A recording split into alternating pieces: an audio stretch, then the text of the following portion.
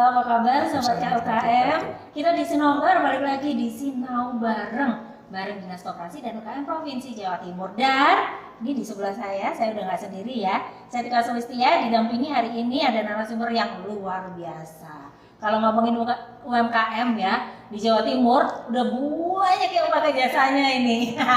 Udah pasti pernah beberapa yang ketemu sama beliau yang ada di samping saya. Kenalin dulu Sobat KUKM, ini ada Mas Hendrik Bayu, founder dan owner Markas Desain. Halo, apa kabar Mas Bayu? Baik, alhamdulillah. Mas Hendrik ya, Mas Bayu atau Mas Hendrik? Hendrik aja. Hendrik aja ya, lebih familiar dipanggil Mas Hendrik. Ini kalau Sobat KUKM di rumah lihat nonton podcast yang satu ini, loh Mas Hendrik ini garap no.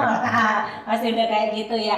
Oke, Sinobar kali ini kita mau bahas satu tema yang ini kalau untuk teman-teman UMKM di Jawa Timur ini udah pada pinter-pinter kurasa ya hari ini ya untuk sekarang yang satu ini. Tapi yang masih baru saja mau rintis dan membuat atau membuka produk UMKM-nya, nah ini yang perlu belajar dari Mas Hendrik hari ini.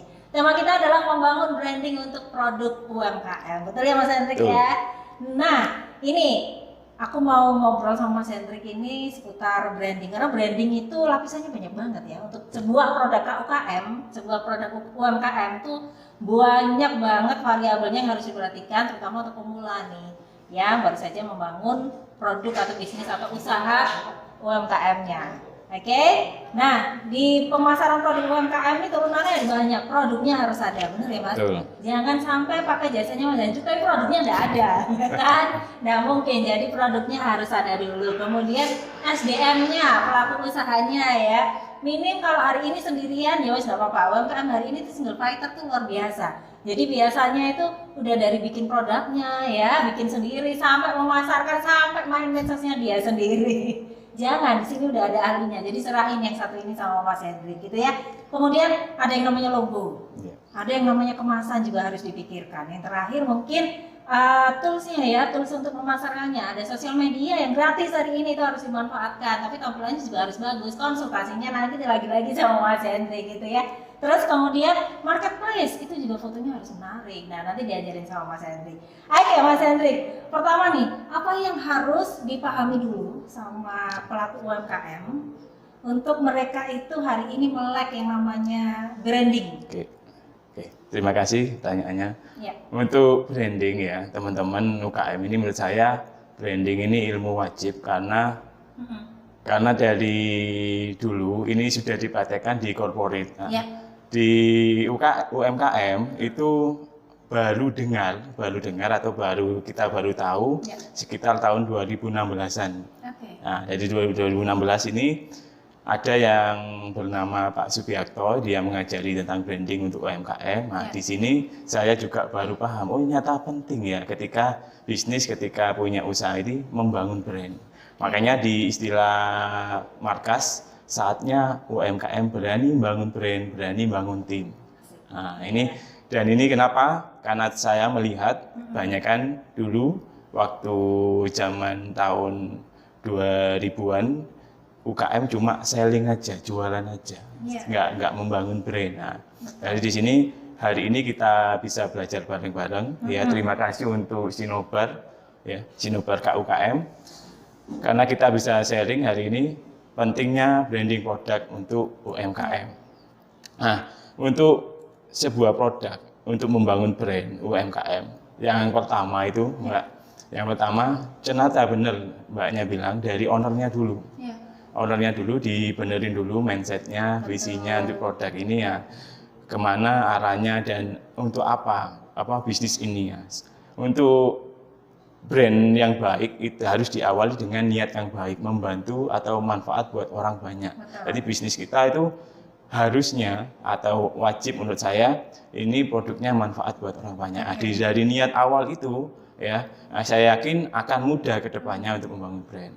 Dari ownernya, dari visi misinya, dari ownernya kita fokuskan untuk yang utama. Yang kedua baru dari sisi produk. Percuma branding bukan hanya logo dan kemasan. Branding ini juga bisa dibangun dengan produk yang bagus, fondasi produk yang bagus dulu, produk yang potensial atau produk yang ngangenin kalau makanan. Jadi setelah produk ya kita nggak boleh mengecewakan sehingga dari produk ini orang bisa beli lagi. Oke. Baru kita ke arah target marketnya. Ya. Harus tahu, karena kebanyakan UKM, Mbak, nggak mikir brandnya, nggak mikir jualan semua. Mas, ini marketnya siapa? Ini marketnya semua kalangan, nah, nggak bisa. Harus punya positioning, harus punya target market, harus punya strategi sehingga nanti dia mempermudah membangun branding. Nah, seperti itu. Kayak contohnya kayak close up misalkan. Nah, seperti itu dia punya posisi sendiri, yaitu untuk nafas segar, bukan untuk kesehatan gigi, tapi untuk nafas segar. Nah, ini salah satu strategi brandingnya karena dia tahu marketnya, seperti itu. Setelah tahu market untuk membangun branding, nah ini yang paling penting ya. UKM harus berani membayar jasa untuk membuat logo yang benar, membuat desain kemasan yang benar.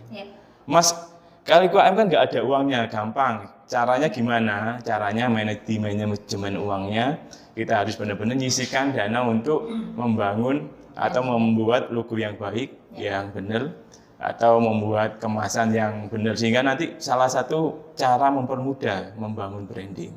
Nah, UKM kadang lemah di sini, Mbak. Jadi kadang UKM itu fokus di jualan aja, fokus di pokoknya laku sini sampai sini kita kerjain sendiri, nggak mikir apa. Ketika ada pesaing yang lebih bagus, lebih kuat, lebih membangun brandnya sehingga gampang dikenal, sehingga gampang diingat. Nah, ini mereka mereka pasti wah kok nggak laku ya, karena mereka sendiri yang salah.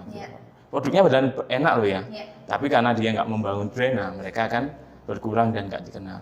Ya, jadi ada 3 istilah. Selling ini untuk menjual, nah, ini kebanyakan UKM lakukan. Yang kedua, marketing untuk mengenalkan, ya, untuk mempromosikan. Yang ketiga, branding, biar dikenal, biar diingat. Nah, seperti ini. Terus lanjut setelah logo, kemasan bagus. Ini yang paling penting lagi, harus punya warna identity. Harus punya warna perusahaannya apa, harus punya warna identitas yang berbeda dari kompetitor. Ini kadang jarang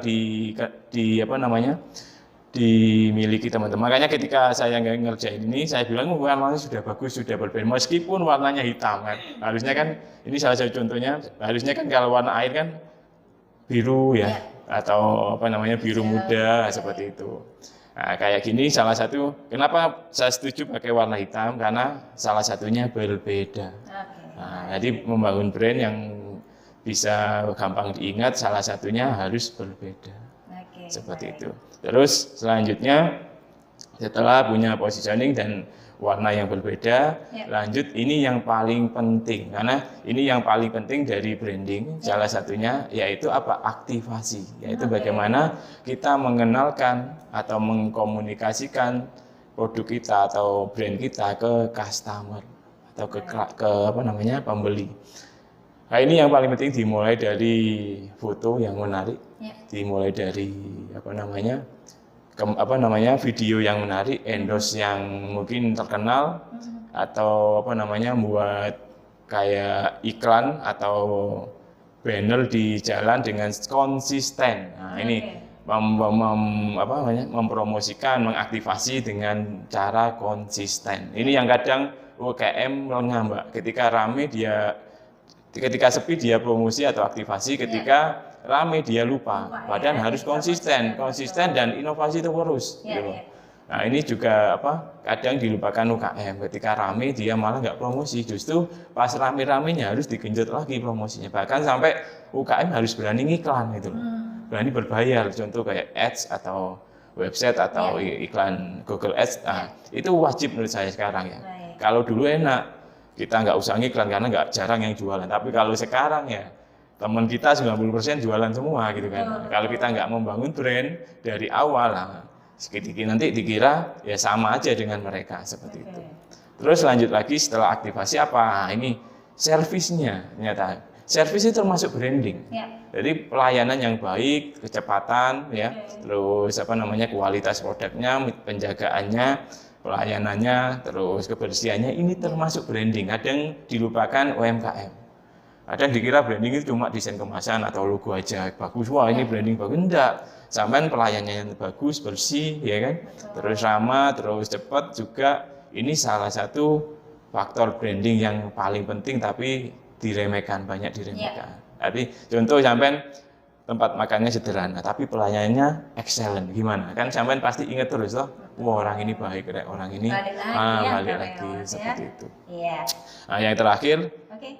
untuk membangun brand yang kuat di UKM, UKM harus berani bangun tim, karena kalau membangun brand tanpa tim ya sekedar omong kosong, cuma cuma pengingat aja nantinya, bukan konsisten. Makanya di istilah kami ada yang namanya tadi saya bilang, saatnya UMKM berani membangun brand, berani membangun tim. Nah itu. Mungkin itu sedikit dari saya. Oke, baik. Wah, udah dijelasin semua kayaknya ini ya. Jadi, teman-teman UMKM, sobat UMKM di rumah, kalau ingin brandingnya maksimal gitu ya, itu tadi dibilang Mas Hendri harus berani menyediakan budget untuk membayar jasa.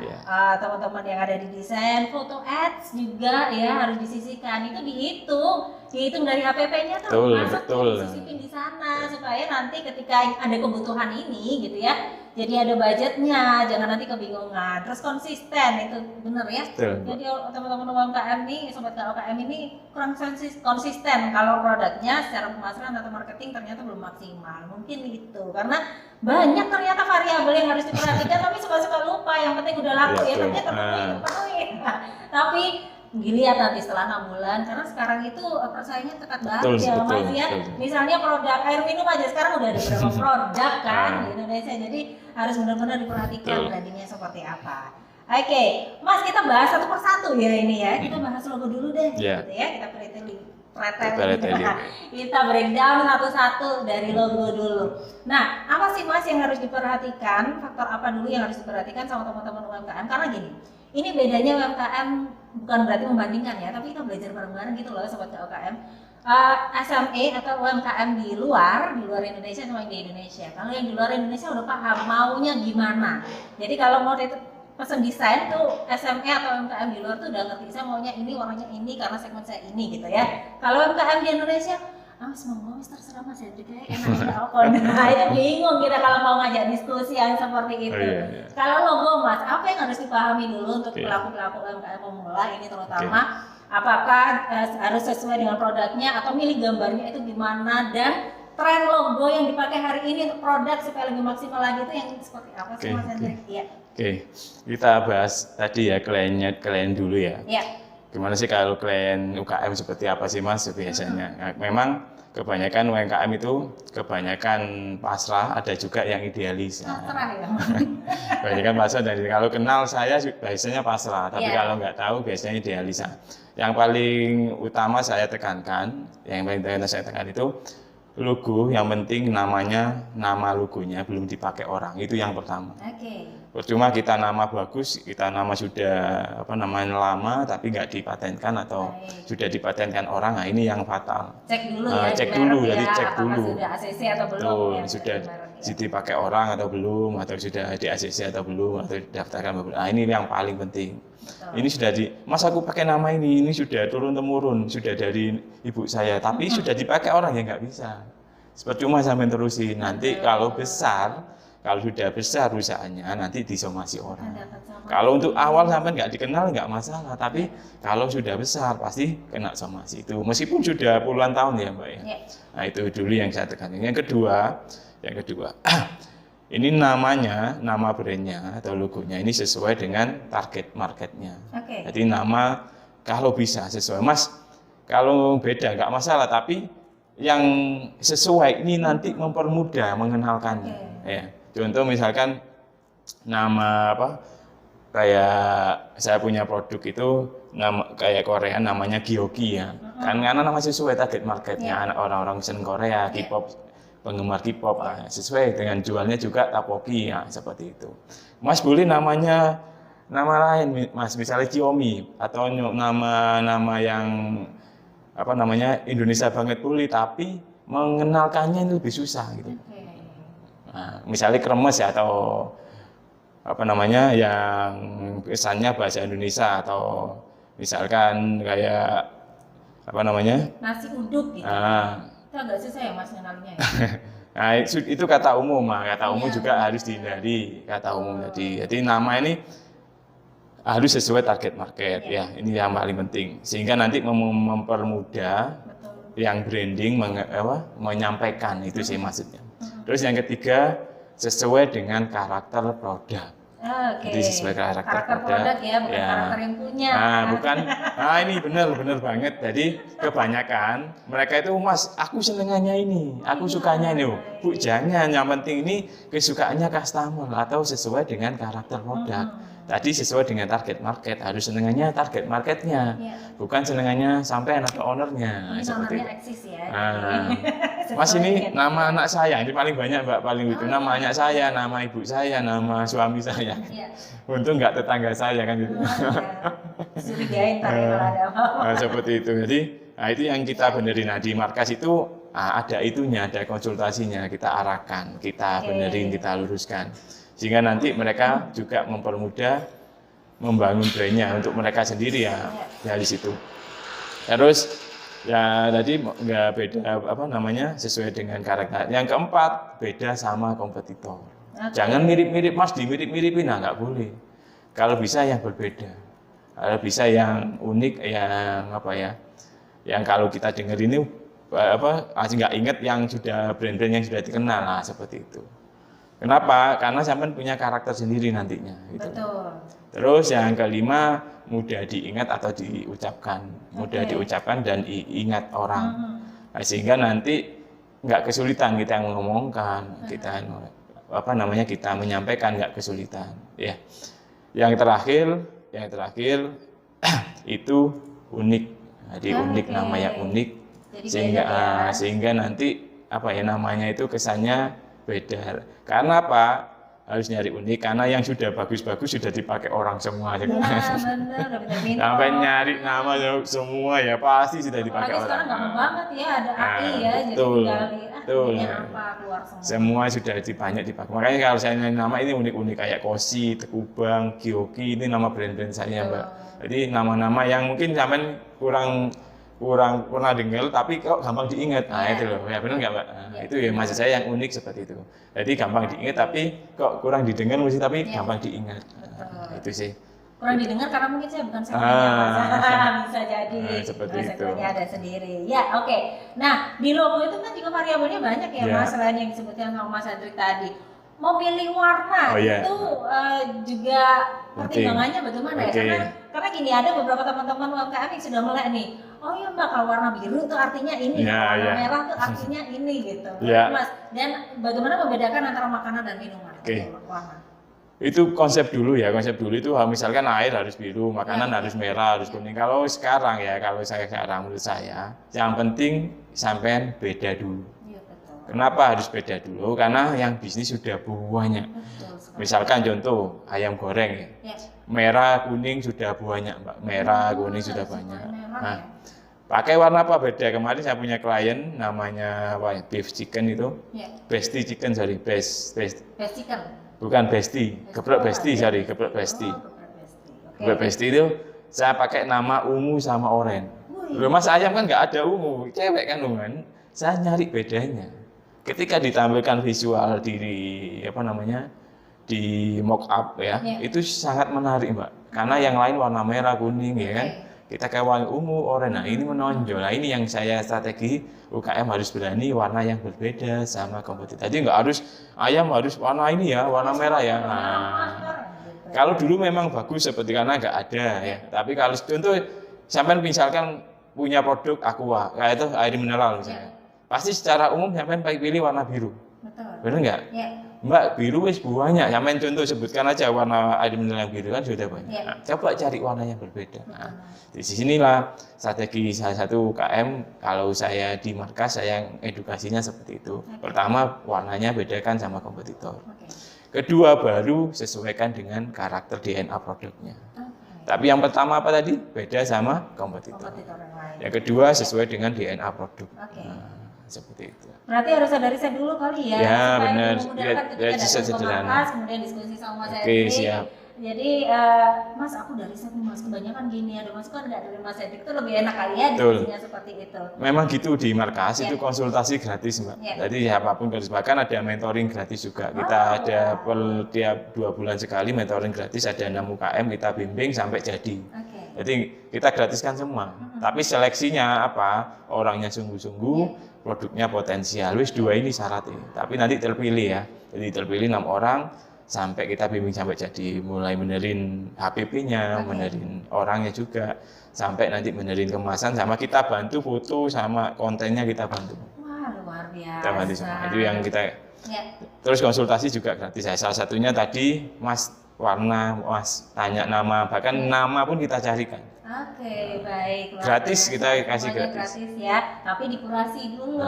Jadi Itu ada yang mentoring ya. Ya. Tapi yang jasa konsultasi tetap gratis. Tapi kalau meskipun kita sudah konsultasi penuh, nanti apa namanya nggak pakai jasanya nggak masalah, karena dari niat di markas itu apa niatnya untuk membantu orang, manfaat buat orang banyak, itu visi dari markas seperti itu. Nggak masalah, kita nggak baper. Oke, baik, luar biasa.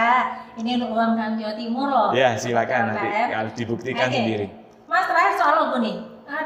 Tren hari ini logo tuh yang seperti apa sih yang bagus ya di Indonesia? Ya, sebenarnya kalau tren yang seperti apa? tetap balik lagi ke target market siapa.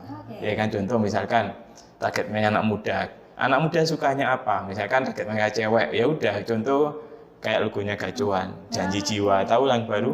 Itu yang lagi tren, yang lagi colorful, ceria, warna-warni ya. Karena targetnya cewek atau anak muda yang lagi seneng-seneng happy-happynya. Itu logo-logo itu yang lagi tren, Mbak. Tapi tetap tipografi. Tipografi, tetap ada font. gitu ya. Main warnanya lebih berani kalau sekarang ya. Gacuan contoh sampai lihat warna pink sama biru. Logikanya, mie nggak nyambung dong. Mie warna apa? Makanan mie warna oranye, pink sama biru ya kalau salah. Nah, pink kok makanan Mas nggak nyambung. Tapi kita nyari yang Wismi juga toh. Nah, warna karena warna-warna itu yang lagi tren untuk anak muda. Beda lagi Mas, kalau marketnya premium orang tua beda lagi. Nah, sesuaikan target market dulu. Itu sih kuncinya di situ. Nah, catat ya sobat KKM. Oke, setelah logo ini kemasan yang lagi hype banget, seneng banget kalau lihat kemasan-kemasan yang unik. Nah, kemasan nih Mas, ini kan kebutuhannya beda-beda ya. Kalau untuk yang makanan tuh tuntutannya banyak gitu ya. Ada yang makanan berat, nasi gitu ya misalnya. Terus kemudian keripik-keripik yang seperti ini, snack dan lain sebagainya. Nah, apa yang harus dipahami dulu untuk UMKM jika ingin memilih sebuah kemasan yang cocok untuk produknya? Makanan dan minuman dulu Mas. Pertama siap. Karena kalau dikemaskan ada fungsional, ada promosional. Yang pertama fungsional dulu. Fungsional dulu itu apa? Awet, biar awetnya, biar melindunginya. Itu dulu kita perhatikan. Baru kita ke promosionalnya. Promosionalnya apa? Sesuaikan budgetnya. Ojo gua ya, mentang-mentang memaksakan untuk kemasan ini.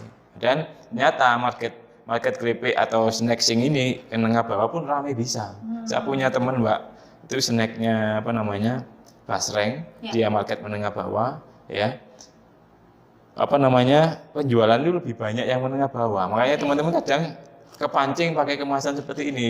Justru kemasan ini sekarang ya sudah umum banget, sudah umum, sudah biasa, bahkan termasuk menurut saya termasuk kemahalan karena 2.000 HPP-nya, 2.200. Ini namanya kemasan kayak gini namanya paper foil. Jadi kayak gini sudah umum menurut saya. Kalau makan teman-teman, kalau memang untuk awal sampai lihat lagi targetnya, karena memang pola ini jaya-jayanya itu tahun 2016 ke bawah. Kalau pola ini dipakai sekarang kurang maksimal menurut saya. Sampai lihat yang bis kayak gini, saya yakin nggak sampai 5.000 piece per bulan. Kalau dulu Mbak, saya jualan, saya juga punya produk snack, itu bisa 20.000 per bulan. Kenapa bisa seperti itu? Karena memang belum ada kompetitor. Kalau sekarang sudah banyak. Justru teman-teman kalau memang bisa produksi ya, jangan terpancing ini, juallah kiloan. Ya, kadang kiloan. Juallah yang eceran yang kecil-kecil, yang setengah gram atau 100 gram ya.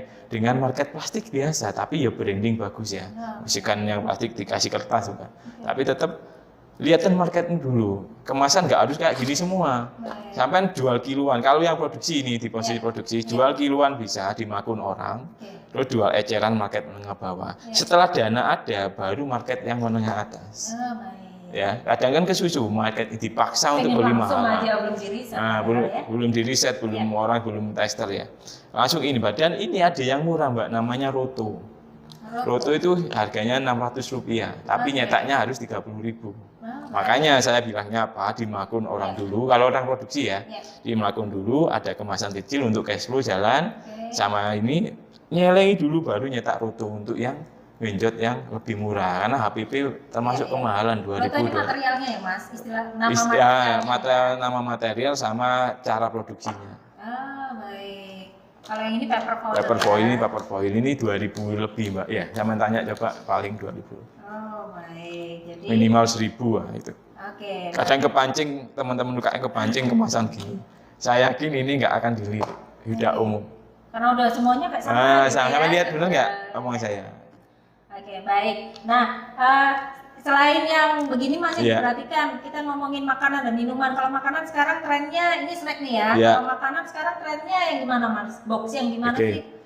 Balik lagi ke produknya apa? Intinya gini, balik lagi ke produknya apa, terus lagi ke fungsional sama profesi.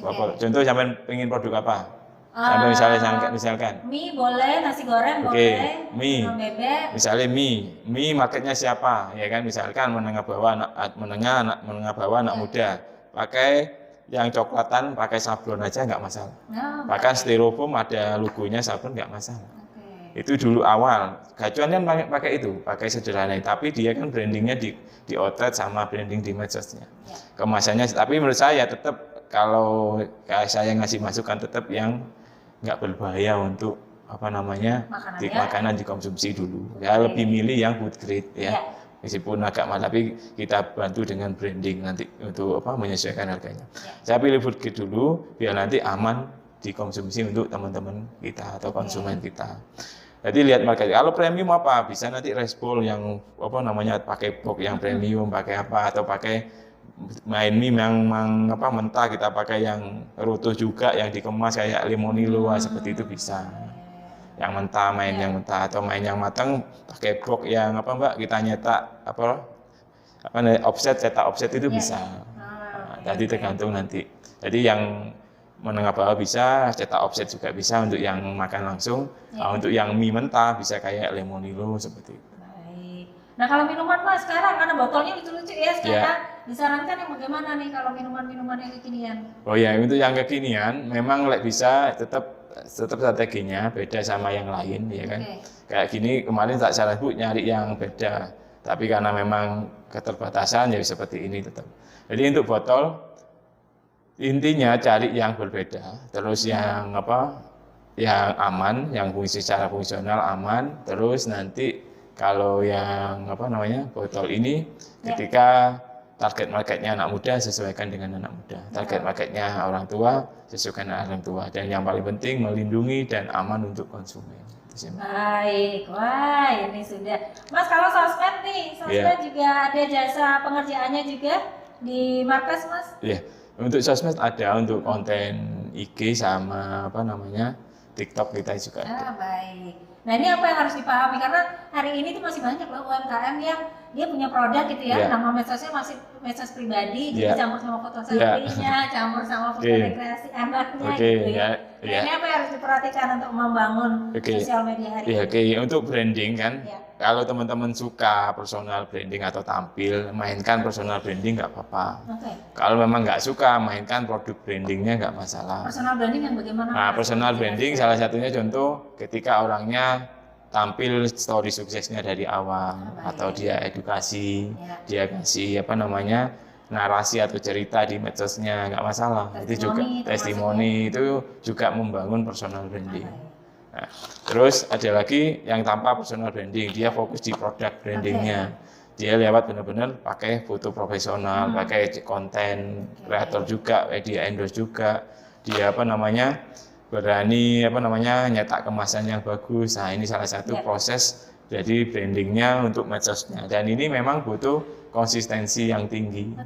Ya, konsistensi tinggi sama bagaimana ini lebih ditekankan lagi atau dikenalkan lagi, yaitu dibantu dengan ngiklan. Harus berani ads, tetap ads kalau sekarang ya. Untuk UKM harus berani ads, harus ngiklan. Ini masukan dari saya. Kenapa harus ngiklan, Mas? Karena sama sudah ada nanti biaya marketing, biaya pengembangan bisnis, sisihkan untuk ngiklan. Kenapa harus ngiklan?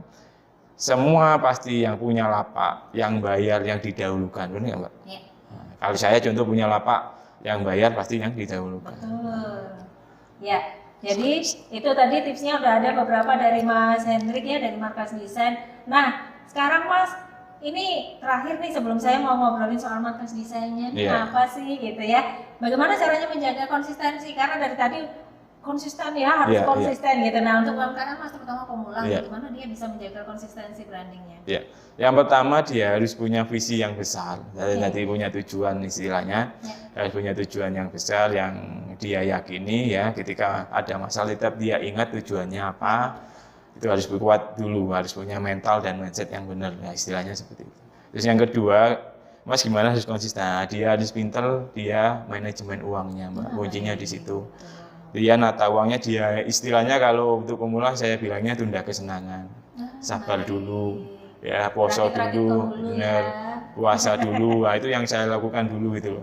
Jadi puasa dulu benar-benar jaga, kita fokus di pengembangan. Kita masalah untuk gaya-gaya nanti dulu, masalah untuk seneng-seneng nanti dulu, kita tunda dulu untuk pengembangan bisnis. Ini yang bikin kita konsisten dan selalu ingat tujuan besar kita apa, yaitu berdampak, bermanfaat dan berkah di dalam bisnis kita. Oke, baik. Nah, simpel sebenarnya tapi prakteknya tuh ya. Prakteknya susah. Diawali dari niatnya dulu. Kalau niatnya udah kuat pasti nanti kuat, ya. Insya Allah bisa ya konsistennya, komitmen sama usahanya gitu ya. Oke, Markas Desain Mas, ini apa sih sebenarnya dan ada dari kapan? Terus basecampnya dari mana ini kantor? Markas ini tahun 2013-14 Mbak. Jadi setahun sebelum saya usaha keripik, kan saya awal dari usaha keripik jalan ya, saya dimulai dari UKM dulu. Jadi teman-teman saya ini dimulai dari UKM dulu, jadi saya praktek dulu baru ngajari orang gitu toh. Jadi dari jualan snack tahun 2012 saya dimudahkan sama Allah, itu bisa apa ya Mbak ya, lancar banget gitu loh. Makanya dari situ saya ngerasa karena basic saya di desain komunikasi visual, ada niat untuk bantu UKM, makanya saya buka Markas. Waktu itu gratis dulu, bayarnya terima kasih sama doa. Doakan saya aja Bu, saya mendoakan saya. Saya paling seneng itu didoain ibu-ibu yang dia single parent, dia benar-benar berjuang untuk anaknya. Dia itu yang doanya mantep biasanya Mbak. Banget, sampai dia nggak nikah lagi misalkan ya, dia fokus ke anaknya, kerja keras. Nah ini doanya orang itu pasti mantep menurut saya. Nah, saya minta doanya mereka seperti itu. Nah, dari situ tahun 2016 baru Markas. Dulu kan nggak ada istilah branding, nggak ada. Desain itu diremehkan, dikira tukang setting, mana nggak? Tukang setting. Loh, Mas ini tukang setting kok mahal kan gitu ya. Waktu itu badan cuma 50.000 sampai 100.000 Mbak. Yang kebayang sama saya itu di kaca besar ada tukang setting PC, printer. Tukang setting cetak waktu itu Mbak kan biasanya dikira gitu ya, cetak banner, cetak kan tukang setting toh. Saya settingnya gratis, nyetaknya bayar kan gitu ta. Bener nggak? Dulu kan gitu. Nah, saya dikira tukang setting, tapi nggak apa-apa. Akhirnya pelan-pelan edukasi. Tahun 2016 baru banyak yang paham branding. Tadi tak bilang Pak Bi ada, terus di YouTube banyak, mulai medsos banyak tentang branding ya. Ada seminar-seminar. Alhamdulillah dari komitmen bantu, Markas ini mulai dikenal. 2016. Mulai dipanggil dinas-dinas, mulai dipanggil sana sini. Nah, kenapa saya yakin ketika niat di sini membantu orang, Tuhan atau Allah itu memudahkan. Nah, seperti itu. Itu yang saya yakini ya Mbak ya. Jadi akhirnya sampai sekarang alhamdulillah Markas sudah dikenal nggak hanya di Jawa Timur aja, tapi se-Indonesia insya Allah. Wah, luar biasa. Bahkan ada klien kami di Brunei. Sampai repeat order dia. Sampai luar loh ya. Boleh lo kasih tangannya pada main HP sendiri ya di depan saya. Gitu. Oke, Mas, range harga ini UMKM ini pengen tahu dari range harga berapa kalau yang logo terus kemasan. Ya, untuk dulu itu kita kan cuma jasa desain, memang belum ada branding Mbak, kita nggak tahu juga waktu itu ilmu kita masih sedikit untuk desain logo kemasan dulu itu waktu itu. Gitu. Ada logo kemasan waktu itu. Untuk awal itu murah, mulai 50 sampai 100. Alhamdulillah sekarang ada branding, jasa brandingnya juga, ada mentoringnya juga. Tuh, guys. Jadi untuk sekarang mulai 600.000 sampai 15 juta. Wow, luar biasa ya. Tapi jangan khawatir, ada lagi khusus paket UKM. Paket UKM ini spesial. harga khusus Mbak, mulai 100.000 sampai 300.000. Sangat terjangkau. Tapi syaratnya orangnya benar-benar niat sama sungguh-sungguh tadi apa soal produknya potensial. Iya. Layak dibantu. Oke, terakhir layak dibantu. Ini bukannya gratis, ada lagi yang program gratis toh. Iya. Tapi yang program murah tadi syaratnya orangnya sungguh-sungguh layak dibantu, nggak mampu ya. Terus produknya potensial. Ini yang harga UKM mulai 100 sampai 300. Iya. Jadi ada SNK-nya ya, dicatat tadi. Tapi boleh lo ngobrol dulu sama Ngobrol Mas dulu Henry. boleh. Ini sama share IG-nya nanti boleh dibantu sama Mas Denis. Instagramnya Markas Desain ada di Markas Desain @markasdesain, pakai Z ya, Markas Z Desain gitu ya. Kemudian nanti kalau mau chat personal sama Mas Henry Di IG bisa. boleh dirayu Mas Hendrinya di DM ya. Di IG juga bisa di @hendrikbayu85 pakai angka ya. Oke, baik Sobat KUKM. Terakhir Mas, boleh ada yang mau pesan apa untuk UMKM di Jawa Timur bahkan Indonesia yang lagi nontonin kita di sini terkait dengan maksimalkan branding produk UMKM? Oh ya, untuk pesan di UMKM. Ya. Oh ya. Tetap yang di visi misi Markas UKM harus berani membangun brand, harus berani membangun tim. Ya. Ya, itu aja sih. Oke. Kalau mau naik kelas ya berani bangun brand, bangun Sudah tim. nggak bisa diingkari hari ini. Itu aja dulu. Ya, apalagi digital ya, visual semuanya serba visual, jadi harus berani membangun tim Brand, sama dan juga membangun brand. Dan itu ada budgetnya, jadi diolah sedemikian rupa dari laporan keuangannya masukkan ke HPP Sobat KUKM gitu ya Mas ya? Betul. Betul. Baik, luar biasa podcast kita hari ini Sinobar bareng dengan Hendrik Bayu, founder dan owner Markas Desain. Saya Tia Sulistia pamit. Assalamualaikum warahmatullahi wabarakatuh. Waalaikumsalam warahmatullahi Terima kasih wabarakatuh. Mas Hendrik.